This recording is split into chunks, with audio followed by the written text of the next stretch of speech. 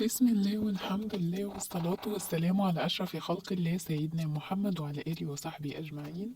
صلوا على الحبيب المصطفى يا حبايب قلبي، ازيكم عاملين ايه؟ أخباركم ايه؟ يا رب تكونوا كلكم بخير وبتشاهدوني وانتم بصحة وسلام. النهاردة هكلمكم عن تجربتي مع شركة أمازون وايه اللي حصل لي بقى منها. أنا طلبت منهم أوردر، أنا هفتح جزء منه قدامكم. الاوردر بصراحة جه يعني سيء جدا. الاوردر اللي انا بفتحه قدامكم دوت جزء من الاوردر اللي انا طلبته، تمام. بس قبل ما نبدأ ما تنسوش بقى تدعموني يا حلوين باللايك والشير والسبسكرايب. اللايك كتير كتير عشان خاطر الفيديو ده يوصل لعدد كبير من الناس وتعرف ايه تجربتنا مع امازون النهارده.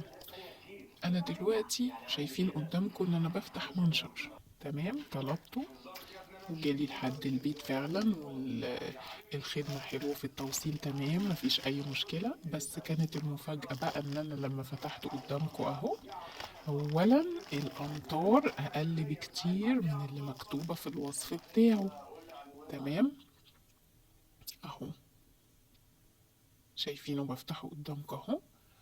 طبعا غير إن التقفيل بتاعه زي الزفت، سيء جدا سيء جدا ووحش للغاية.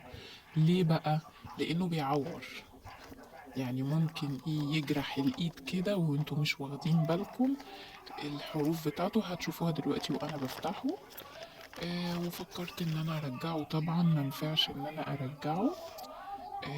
اتصلت وعملت لهم مشكلة وجم بالفعل اخدوه بعد ما عملت المشكلة، بس خصموا مني فلوس شحن تاني وتكلفة، رغم ان ايه العيب من عندهم مش من عندي. قلت مش مشكلة، ياخدوا اللي ياخدوه، بس المهم ان انا اخلص منه. لان اول ما فتحته اصلا جرح ايدي. ادي اهو الفينش بتاعه اهو، بصوا سيء جدا زي الزفت. الحاجات دي اهي اللي انا بصورها دي بتعور، وخدوا بالكم لما تيجوا تطلبوا اي حاجة اونلاين يعني لازم تكون مصدر ثقة بصراحة. لان هم في كلا الاحوال هم اللي بيبقوا حاكمينكم من ناحية الفلوس، وانزلوا تشتروا الحاجة بنفسكوا اضمن، الا لو حد كويس وانتوا تعرفوه وتعاملتوا معاه. ودي كانت تجربتي معاهم، واستودعكم الله واشوفكم فيديو جديد مع الف سلامة.